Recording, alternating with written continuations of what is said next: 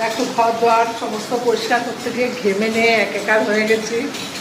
এখন ফ্রিজটা মুখ পরিষ্কার করলাম। তারা দেখাই তোমাদের ফ্রিজটা আগে কি ছিল আর ব্যাক ক্যামেরায় দেখাই। ফ্রিজে সব ট্রে ধুয়ে দিলাম। এই যে এখন কত পরিষ্কার লাগছে। আসলে ফ্রিজটা বন্ধ থাকে তো ব্যবহার হয় না। আর এই দেখো বাজার যে করেছি, এই যে মা পায়ের ব্যথায় হাঁটতে পারছে না, ওই নিয়ে বলে দে পাট শাকগুলো ছুলে দিই, মানে বেছে দিই আর কি।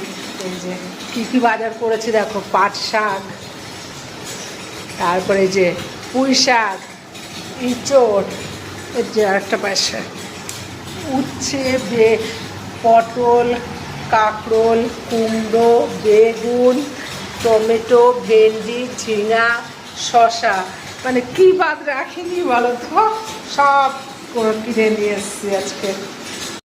আসলে এখান থেকে বাজারের সামনেই তো আমার ফ্ল্যাটটা, তা ওখান থেকে একবারে বাজার করে তারপরে ফ্ল্যাটে ঢুকি।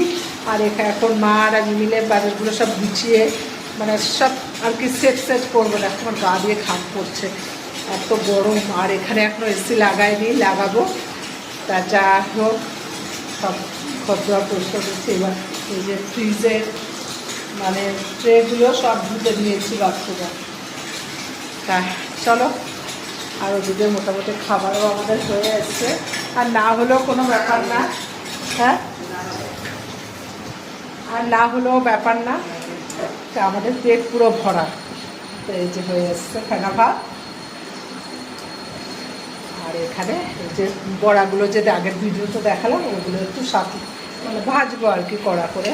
কালকে আমরা খেয়েছি বাড়িতে, তা একটু রেখে দিয়েছিলাম যে শুধু ফেনা ভাত, বেগুন ভাজা আর ডিম সিদ্ধ খাবো, তার সঙ্গে একটু ফুলকপির বড়া আর কি ধনেপাতার বড়া হলে খাওয়াটা কমে যায় না বলো।